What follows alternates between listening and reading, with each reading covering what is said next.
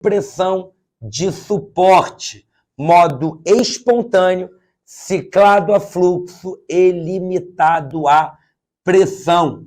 Muita atenção que esse é o modo, sem dúvida nenhuma, mais complexo de garantir sincronia paciente-ventilador mecânico, porque nesse modo ventilatório, toda a gerência da ventilação é feita pelo doente e o ventilador mecânico, ele dá um suporte ao doente, dialogando com as características mecânicas do doente e com o comando neural para o estímulo e o controle ventilatório do doente.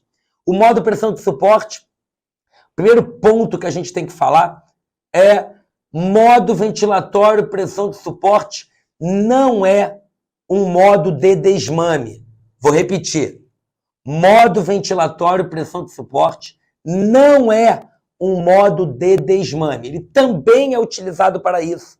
Porém, o modo ventilatório pressão de suporte é um modo para manter o doente ventilando mecanicamente com suporte do ventilador. Eu consigo fazer isso com um doente que ainda está distante de ser desmamado do ventilador. Um doente que ainda está com questões clínicas importantes que contraindicariam a evolução do desmame, ainda assim o doente pode ser ventilado em modo pressão de suporte. Como eu disse, o modo ventilatório pressão de suporte é um modo ventilatório ciclado a fluxo e limitado à pressão. Quais são os parâmetros que nós ajustamos em modo pressão de suporte? O que a gente ajusta nessa modalidade ventilatória? Nós ajustamos basicamente 3 parâmetros. Primeiro parâmetro, o rise time, que é o fluxo de ataque, é o tempo que o doente vai levar para atingir a pressão acima da PIP que eu ajustei a partir da abertura da válvula inspiratória. Eu ajusto um percentual de ciclagem, que é o percentual pelo qual, a partir do pico de fluxo INS, a partir de um determinado percentual desse pico de fluxo, o ventilador mecânico entende que tem que abrir a válvula expiratória.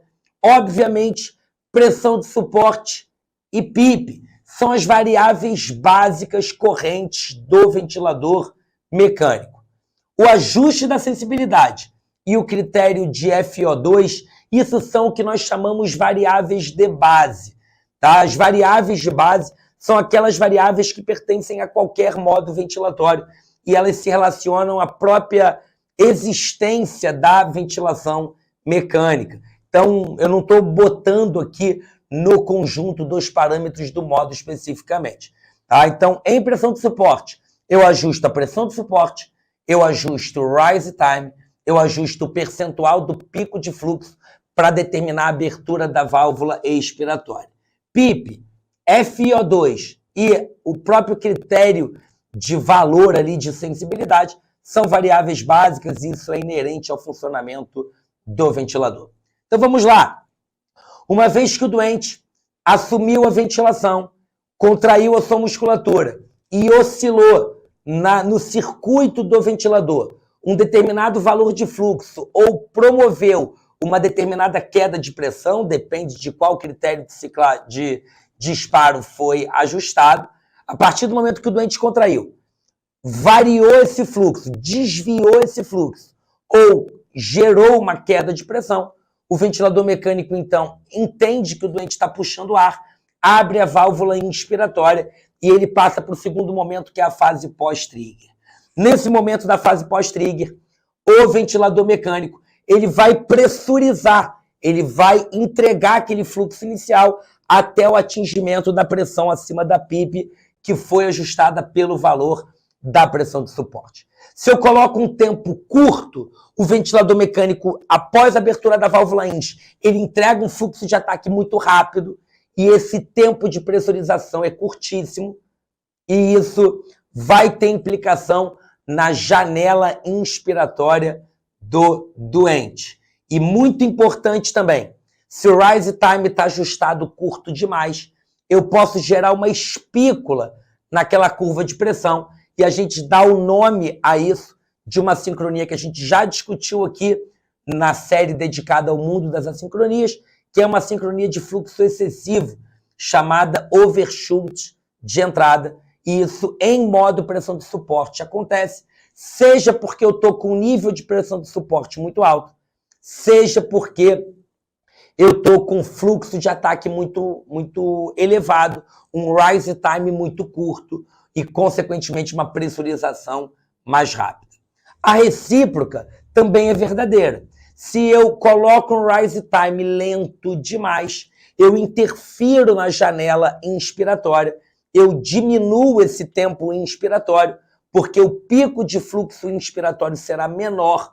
Consequentemente, durante a queda desse fluxo para o critério de ciclagem, eu vou levar um tempo menor, além de levar mais tempo para atingir o limite de pressão estabelecido e, consequentemente, interferir no tempo inspiratório.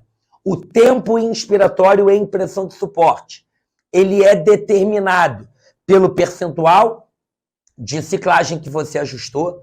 Se você, hipoteticamente, está ventilando o doente em pressão de suporte de 14, PIP de 6, e você ajustou um percentual de ciclagem de 25%, o ventilador mecânico vai pressurizar após a abertura da válvula INS, vai estabelecer, vai gerar um pico de fluxo inspiratório, e esse pico de fluxo inspiratório, quando ele cair a 25% desse valor, o ventilador mecânico abrirá a válvula expiratória. Se eu coloco, então, um percentual de ciclagem maior, o dobro, por exemplo, 50%, o tempo que o pico de fluxo vai levar entre o pico de fluxo e esse percentual novo ajustado será um tempo menor. Consequentemente, a gente encurta o tempo inspiratório. Se você coloca um percentual de ciclagem baixinho, por exemplo, 10%, o ventilador mecânico vai levar mais tempo de queda até atingir os 10%. Então, isso influencia e determina diretamente o tempo inspiratório.